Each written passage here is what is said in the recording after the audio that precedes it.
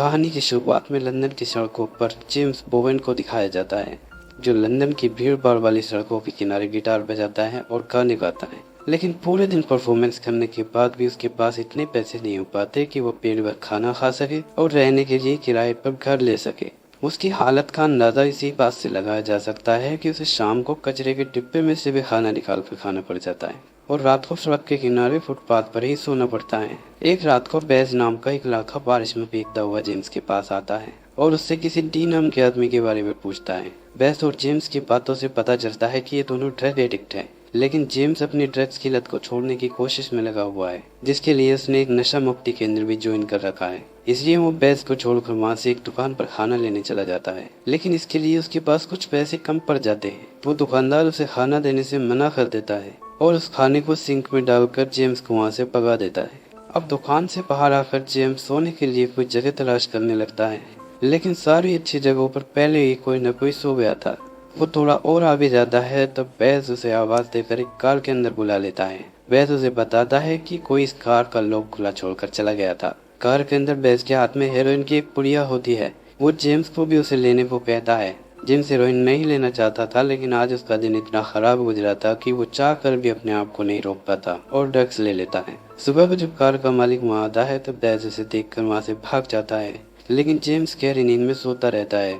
यहाँ से उसे हॉस्पिटल ले जाया जाता है, जहाँ वाल नाम की एक सोशल वर्कर उस पर बहुत गुस्सा होती है, क्योंकि वाल ड्रग्स छोड़ने में उसकी मदद कर रही होती है। जेम्स को भी अपने आप पर बहुत गुस्सा आता है, क्योंकि जेम्स वाकई में ड्रग्स छोड़ना चाहता था, जिसके लिए उसे रोज मेथाडोन नाम की दवाई लेनी पड़ती थी। वाल उससे कहते हैं कि अगर वो मेथाडोन ट्रीटमेंट के चलते हेरोइन का नशा करता है तो उसकी मौत भी हो सकती है। जेम्स कहता है कि वो अब कभी भी ऐसा नहीं करेगा। हॉस्पिटल से डिस्चार्ज होकर जेम्स वाल के ऑफिस जाता है। वाल फिर से उसका ट्रीटमेंट शुरू कर देती है। इसके बाद जेम्स फिर से अपना काम शुरू कर देता है। वो सड़कों के किनारे गिटार बजाता है और फुटपाथ पर ही सो जाता है। इस दौरान बैज उसे फिर से नशा करवाने की कोशिश करता है, लेकिन जेम्स उसे अपने पास नहीं फटकने देता। वाल उसके रहने का इंतजाम करने की कोशिश करने लगती है। वो अपनी काउंसलर से उसे रूम दिलाने की सिफारिश करती है, लेकिन यहाँ और भी बहुत सारे बेघर लोग हैं जिन्हें रूम की जरूरत है। जब उससे पूछा जाता है कि वो वाल के केस में इतनी इंटरेस्टेड क्यों है, तो वो कहती है कि उसे लगता है कि अगर जेम्स इन गलियों से निकल जाता है तो वो नशा छोड़कर एक बेहतर जिंदगी की ओर बढ़ सकता है। बड़ी मुश्किल से वाल जेम्स को एक रूम दिलवाने में कामयाब हो जाती है। हालांकि ये रूम उतना अच्छा नहीं था, लेकिन सड़कों पर जिंदगी गुजारने से 1000 गुना बेहतर था। यहाँ पर जेम्स काफी इमोशनल हो जाता है। वाल उससे कहती है कि मैंने किचन में तुम्हारे लिए कुछ खाना और फ्रिज में दूध रख दिया है। इसके बाद वाल उसे रूम की चाबी देकर वहाँ से चली जाती है। रात को जेम्स बाथटब में गर्म पानी से नहाता है, जिसकी उसे सबसे ज्यादा जरूरत थी। नहाते समय उसे किचन में से कुछ खड़खड़ाने की आवाज सुनाई देती है। वो एक टॉवल लपेट कर किचन में जाता है तो यहाँ उसे एक बिल्ली दिखाई देती है, जो विंडो से होकर किचन में आ गई थी। वो बिल्ली जेम्स का खाना खा रही थी। जेम्स उसे पीने के लिए दूध देता है, लेकिन दूध पीकर भी वो बिल्ली वहाँ से नहीं जाती। वो जेम्स के साथ काफी फ्रेंडली हो जाती है। जेम्स उसे आज रात यहीं रुकने देता है और उसे गिटार बजाकर सुनाता है। रात को जब वो सो जाता है तो वो बिल्ली उसके पास बैठकर ही रात गुजारती है। अगले दिन जेम्स बिल्ली को अपने साथ लेकर उसके मालिक को ढूंढने की कोशिश करता है।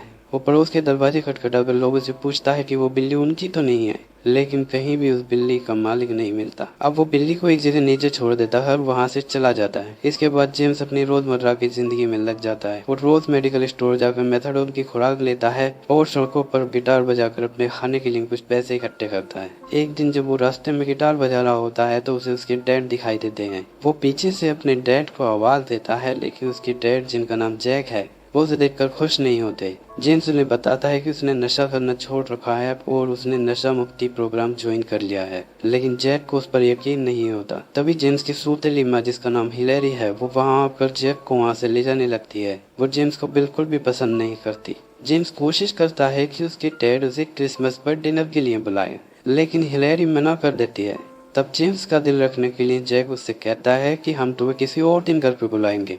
जैक जाते हुए जेम्स को कुछ पैसे दे देता है, जो सिर्फ 20 पाउंड होते हैं। जेम्स वो पैसे नहीं लेना चाहता था, लेकिन इस समय वो ऐसी स्थिति में नहीं था कि उन पैसों को लेने से मना कर पाता। इन पैसों से वो हफ्ते भर अच्छा खाना खा सकता था। जेम्स को ऐसा लगता है जैसे वो उनका पीछा छोड़ने के लिए उसे रिश्वत दे रहे हो। जेम्स वापस आता है तो उसके रूम के बाहर उसे वही बिल्ली मिलती है। उस बिल्ली के ऊपर कुछ घाव हो चुके थे और उनसे खून निकल रहा था। वो उसके पड़ोस में रहने वाली लड़की बेटी को उस बिल्ली को दिखाता है। बेटी उस बिल्ली के घावों पर देखकर कहती है कि उसे एंटीबायोटिक्स की जरूरत है।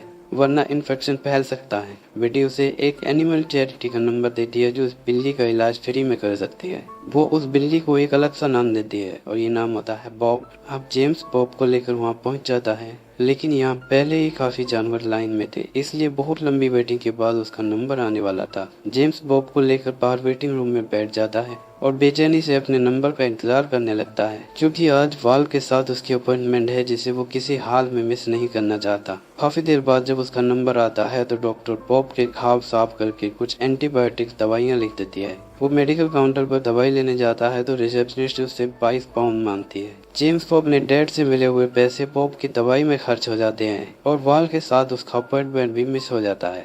वो घर आकर बॉब को दवाई खिलाने की कोशिश करता है, लेकिन कई घंटे की कोशिश के बाद भी जब बॉब उसके हाथ से दवाई नहीं खाता तो जेम्स उसे बेटी के पास ले जाता है, जो बड़ी आसानी से बॉब को दवाई खिला देती है। जेम्स और बेटी बातें करने लगते हैं। बेटी की बातों से जेम्स को पता चलता है कि वो ड्रग एडिक्ट लोगों से नफरत करती है, इसलिए जेम्स उसे अपने बारे में सिर्फ इतना ही बताता है कि वो एक म्यूजिशियन है। इसके बाद जेम्स वाल के साथ फिर से अपॉइंटमेंट लेता है। वाल उस पर बहुत गुस्सा होती है। वो उससे कहती है कि अगर वो ऐसा ही करता रहेगा तो जो रूम उसे मिला हुआ है वो भी उससे छीन लिया जाएगा। जेम्स उसे बॉब और बेटी के बारे में बताता है तो वो उसे समझाती है कि तुम्हारे लिए अभी कोई नई रिलेशनशिप ठीक नहीं है, क्योंकि किसी भी तरह के अच्छे बुरे इमोशंस किसी भी ड्रग एडिक्ट के लिए खतरनाक हो सकते हैं। कुछ हफ्ते बाद बॉब के घाव बिल्कुल ठीक हो जाते हैं। अब तक जेम्स को बॉब से काफी लगाव हो चुका था और वो दोनों हर समय साथ में रहते थे। एक दिन जेम्स रोजाना की तरह सड़कों पर परफॉर्म करने के लिए घर से बाहर निकलकर बस में चढ़ता है, तो बॉब भी उसके साथ बस में चढ़ जाता है। ये देखकर जेम्स बॉब पर गुस्सा होने लगता है, लेकिन बस में बैठे दूसरे लोग जब बॉब को देखकर खुश होते हैं तो जेम्स बॉब को अपनी गोद में बैठा लेता है।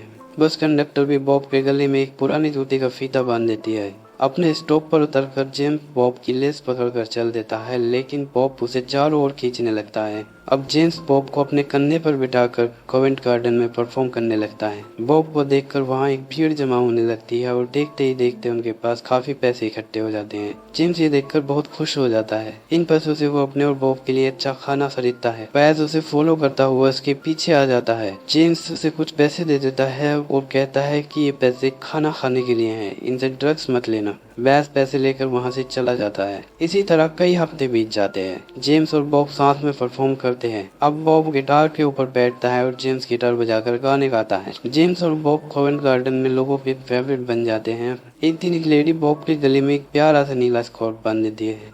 रात को जेम्स बेटी को डिनर पर इनवाइट करता है, लेकिन बेटी कहती है कि वो उसके लिए डिनर तैयार करेगी। अब दोनों बेटी के रूम में डिनर करते हैं और बॉब उन्हें देखता रहता है। एक रात को जेम्स ग्रोसरी शॉप से वापस आ रहा होता है तो उसे रास्ते में पैस बेसुध पड़ा हुआ मिलता है। उसके बराबर में खाली सिरिंज पड़ी हुई थी। अब बेटी भी वहाँ आकर जेम्स की हेल्प करती है। इसके बाद एम्बुलेंस आकर पैस को हॉस्पिटल ले जाती है। अब बेटी जेम्स को बताती है कि उसका भाई भी ड्रग्स ओवरडोज की वजह से मर गया था।